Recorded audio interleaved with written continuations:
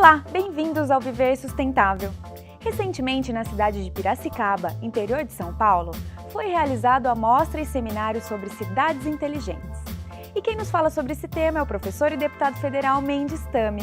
Olá, professor! Olá, Iria!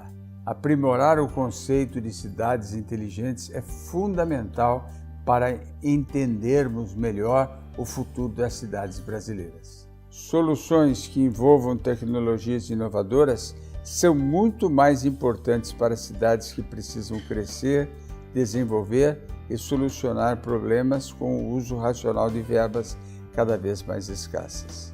No mundo inteiro, as demandas de setores como mobilidade urbana, produção de energia, resíduos sólidos, saneamento e segurança já trazem o conceito de cidades inteligentes. São sistemas que trazem o uso estratégico de infraestrutura e serviços de informação e comunicação para responder às necessidades sociais, econômicas e ambientais das cidades.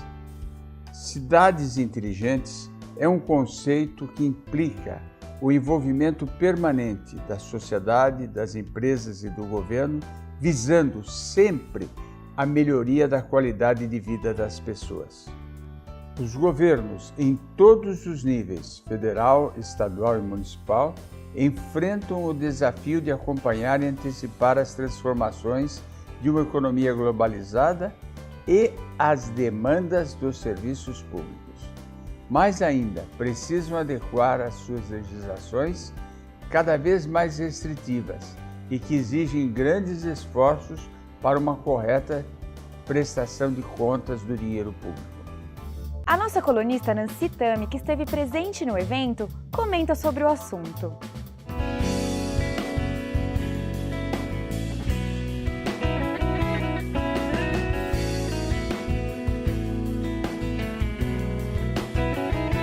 Nós estamos aqui no evento sobre cidades inteligentes, que é realizado pelo conglomerado urbano, e isso é muito importante em todo o território nacional, principalmente no momento onde nós temos que conectar cidade, campo, com respeito à questão ambiental, à questão social e à questão econômica.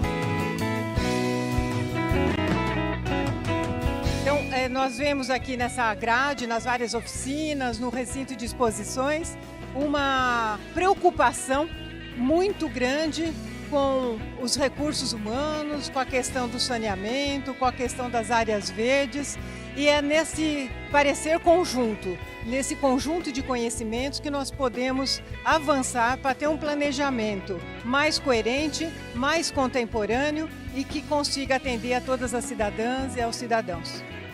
Deputado Tami, como o senhor vê a questão do consumo de energia elétrica nas cidades? Nos nossos dias, a energia elétrica é a base do funcionamento de qualquer cidade. Dia após dia, vamos nos tornando cada vez mais dependentes da energia elétrica para nos mantermos conectados.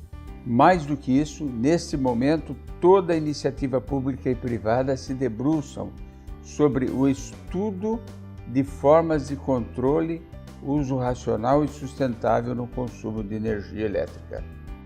O que se busca no momento é identificar maneiras mais modernas, incorporando tecnologia, para conseguir racionalizar, simplificar, economizar na distribuição e na transmissão de energia nas redes elétricas.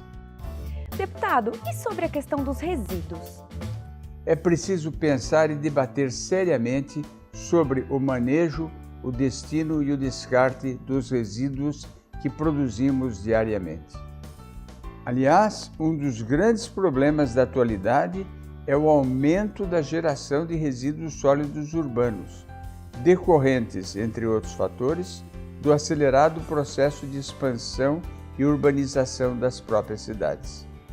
É preciso que cada prefeitura identifique os elementos variáveis do serviço de coleta, automatize os processos de tratamento e separação dos resíduos e tenha controle integral do ciclo dos resíduos urbanos.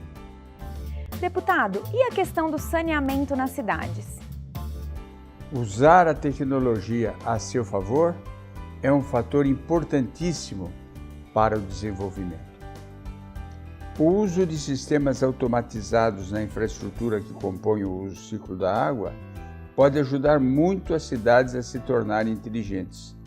A última pesquisa de saneamento básico, realizada pelo IBGE em 2010, revelou que o percentual de municípios que possuíam rede geral integral de abastecimento de água já atingia a marca de 99,4%. Por outro lado, já em relação à coleta e o tratamento de esgotos, ainda temos um enorme desafio pela frente. Não perca no próximo bloco uma matéria sobre cidades sustentáveis. Não saia daí, o Viver Sustentável volta já.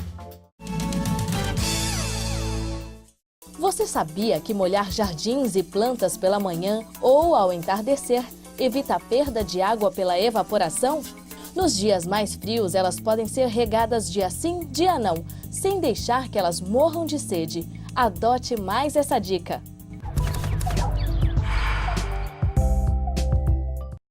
Olho vivo, consumidor! Não confunda alimento orgânico e hidropônico. Os vegetais orgânicos são produzidos sem agrotóxicos. Já os hidropônicos são cultivados em estufa e sem a presença de solo. Os vegetais ficam em suportes artificiais com água e soluções químicas para nutrição e tratamento de eventuais doenças. Para saber se o alimento que você está comprando é realmente orgânico, procure o selo de certificação. O Viver Sustentável está de volta falando sobre cidades inteligentes. Agora, a nossa colunista Nancy Tami falará sobre parques lineares.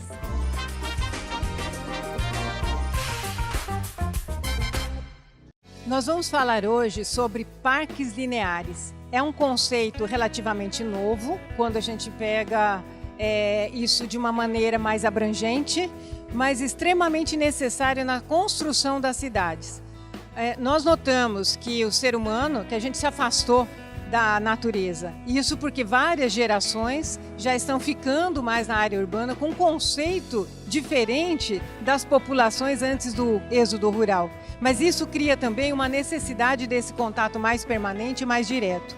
Os parques lineares são áreas verdes do município, e pode também ser entre municípios, onde nós temos a intervenção urbana, mas com respeito à natureza, com respeito à vegetação ali existente, que pode ser nativa ou não.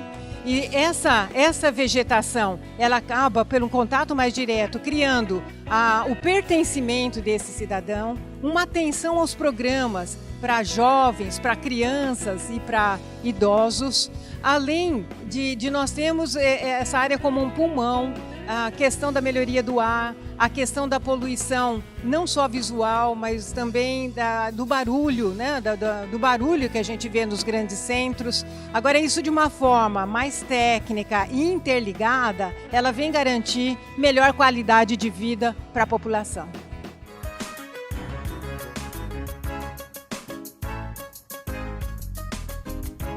Professor Tami, como nós podemos aumentar a conscientização ambiental da população? O processo de conscientização ambiental precisa agregar não apenas a educação formal, nas escolas, na formação de professores e agentes comunitários, mas também na educação informal, utilizando todos os meios de comunicação e mídias sociais. Enfim, consciência é o depositório em nós de princípios e valores. E o relevante neste momento é transformar meras preocupações ambientais em valores ambientais. Quando atingimos este estágio, estaremos todos nós juntos procurando produzir material didático e informativo, promovendo ações culturais, ações de lazer, para incentivar a mudança de valores, práticas e atitudes individuais e coletivas que difundam as ideias de preservação ambiental e de sustentabilidade. Tami, quando uma obra ou construção pode ser considerada sustentável? Uma obra ou construção pode ser considerada sustentável quando ela foi projetada para utilizar o mínimo de recursos naturais e gerar o mínimo de poluição e de resíduos. Uma construção ou uma obra sustentável deve, notadamente, contemplar o uso racional da água, com torneiras e vasos sanitários econômicos, utilizar água de reuso, eficiência energética com o uso de energia solar, fotovoltaica, eólica, iluminação por LED, utilizar materiais sustentáveis como madeira de reflorestamento, materiais reciclados, tintas à base de água, conforto térmico com uso de telhados e paredes verdes e levar em conta a acessibilidade. Atualmente, já é possível construir de forma sustentável, gastando o mesmo valor por metro quadrado de construção, com a vantagem da economia no consumo de água e energia ao longo dos anos. Vamos assistir agora uma matéria sobre a coleta de lixo automatizada na cidade de Paulínia, interior de São Paulo. A cidade de Paulínia está sendo a primeira cidade das Américas a introduzir o sistema SOTCOM, que é um sistema totalmente revolucionário que ajuda na coleta do lixo seletivo, tanto urbano quanto de grandes geradores. O sistema SOTCOM consiste basicamente em 2 marcos, ou mais, dependendo do número de produtos reciclados que se queira utilizar, e embaixo desses marcos, onde nós colocamos e depositamos o resíduo, o lixo, nós temos um container de concreto e dentro desse container de concreto vem um container de poliestireno, de maneira que o lixo fique totalmente protegido de chuvas, etc., para não ser levado e exposto, para que cachorros, etc., ou catadores joguem o lixo e espalhem esse lixo ao redor dos pontos de coleta. E uma outra vantagem desse tipo de sistema, e talvez a principal, é que ele gera uma economia na operação da coleta. Essa economia pode chegar até 30%, porque você tem uma operação, uma logística mais rápida. Então, ao invés de ficar pegando os lixos de porta em porta, o caminhão parando toda hora, você tem pontos de coleta próximo à sua residência e com isso você ganha agilidade na coleta, maior eficiência, o caminhão tem um roteiro muito menor, gerando menores gases para a atmosfera e com isso você tem uma cidade mais limpa e um benefício bastante grande para a cidade.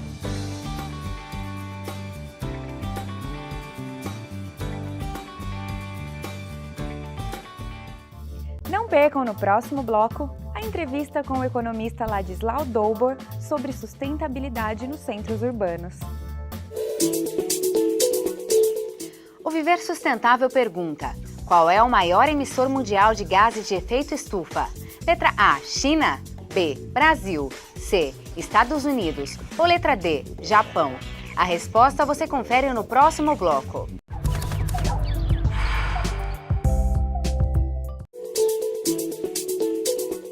No bloco anterior, o Viver Sustentável perguntou qual é o maior emissor mundial de gases de efeito estufa.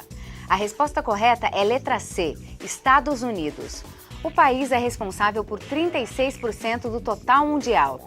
O Brasil fica com o 4º lugar, principalmente por conta das queimadas nas florestas. O Viver Sustentável está de volta. Vamos assistir agora a entrevista com o economista Ladislau Dobor sobre sustentabilidade nos centros urbanos. As cidades do mundo todo enfrentam grandes desafios na busca pela sustentabilidade. Isso engloba a redução das emissões de gases de efeito estufa, a melhoria na qualidade de vida da população, entre outros fatores. O economista político Ladislau Dobor é especialista no assunto e nos dá um panorama geral dos problemas e das soluções para que os centros urbanos se tornem cada vez mais sustentáveis e ofereçam uma vida melhor para a população.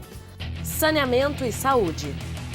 As nossas cidades, em particular, concretamente no Brasil, e para as grandes cidades, o maior desafio são essas imensas faixas de miséria que se formaram em torno das grandes cidades, das regiões metropolitanas, onde nós temos milhões de pessoas que vivem em condições subhumanas, né? Então a gente vai direto para o problema essencial. Nós temos milhões de pessoas vivendo sem esgoto ou vivendo na beira de córregos poluídos, gerando doenças, gerando sobrecustos.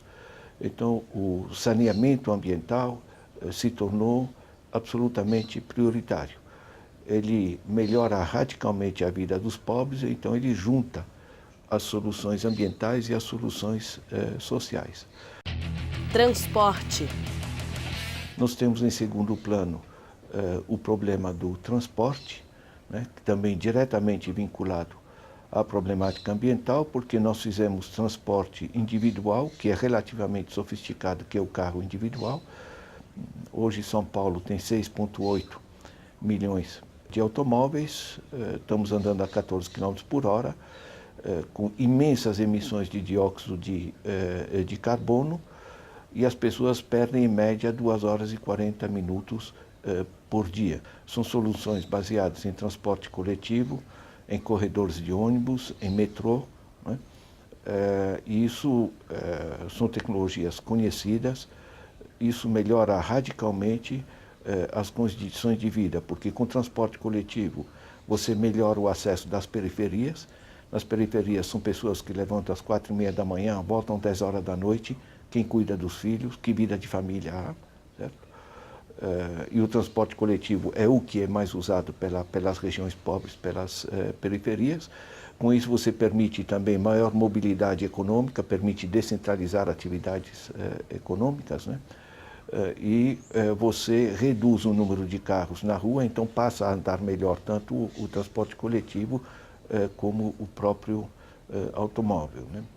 Mudança de hábitos. Então, na realidade, um terceiro grande eixo é repensar a moradia no sentido do resgate do bairro. O bairro é o espaço onde você se desloca a pé. Quando você gera o espaço bairro, né, você descentraliza o conjunto das atividades, você multiplica os espaços de a pé, a criança pode ir a pé para a escola, você gera um espaço de parque, você gera, enfim, um conjunto que não é só a casa, a moradia, é um ambiente, digamos, onde as pessoas possam conviver, né? Soluções para o aquecimento global. A primeira coisa que tem que dizer é que o aquecimento global está acontecendo, né? É só quem não quer ver ou quem acredita nas propagandas aí que andam elaboradas pela ExxonMobil e outros. Na realidade, o aquecimento está acontecendo, é ver o que está acontecendo, os incêndios nas florestas da Rússia, na Califórnia, na Grécia, as inundações no Paquistão, não é? Nós estamos começando a arcar com essas consequências. Então, na realidade, não é que o aquecimento global, as medidas para enfrentá-lo, freiam a economia. Elas exigem um salto tecnológico para começar a utilizar os recursos de maneira inteligente, né? Eu, mesmo individualmente, eu reciclo tudo aqui na minha casa, fora ter um cachorro que é um grande reciclador de restos de pão, de uma série de coisas, né? Então, algumas coisas são individuais, são ligadas a estilo de vida, mas outras coisas, para outras coisas, é indispensável ter um sistema urbano articulado para que as pessoas possam fazer reciclagem, usar transporte coletivo, ter bicicletas disponíveis, ter estacionamento de bicicleta por toda parte, ter ciclovias, ou seja, há uma reorganização da economia em função da sustentabilidade que exige um conjunto de investimentos, de usos mais inteligentes de tecnologia que tende a dinamizar as atividades, né? Então, é perfeitamente viável, e não só que é viável, é necessário, né? Então, as tecnologias estão aí, precisa que as empresas, os movimentos sociais e os governos se atualizem em termos da sua agenda.